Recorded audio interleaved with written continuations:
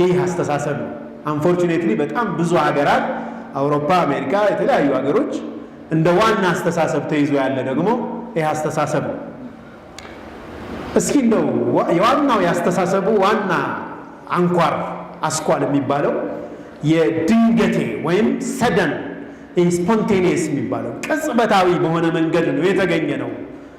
ተፈጥሮ ራሷ ዝም ብላ በቃ በድንገት ነው የተገኘ ነው የሚለውን ነገር ትንሽ እንፈትሽ እንሻለን።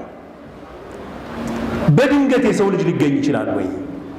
እስኪ አንድን ሰው እንመልከት። አንድ ሰው ብቻ እንግዲህ ዓለማችን ላይ አሁን ወደ 7 ቢሊዮን ወይም ወደ 8 ቢሊዮን እየተጠጋ ነው አይደለም? የሰው ቁጥሩ የሰው ልጅ ቁጥር።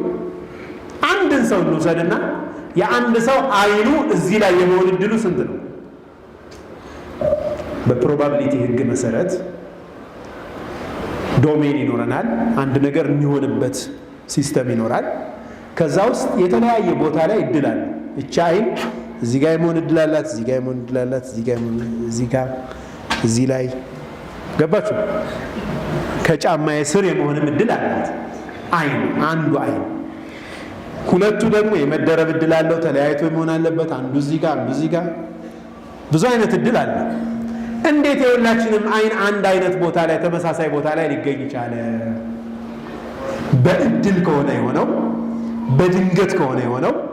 ድንገት የሆነ ነገር ደግሞ አሁን ለምሳሌ ዳይ ታውቃላችሁ አይደለም? 6 ፊት ያለው 1 እስከ 6 የጻፍንበት ኪዩብ ነገር ቢኖር እንዲህ አድርገን ብንወረውረው 5 ቁጥርን የማየት እድላችን ስንት ነው?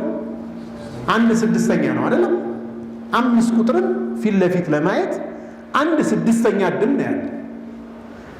እዚህ ላይ የመሆን ሁሉ እድል ካለው አንድ ሚሊዮን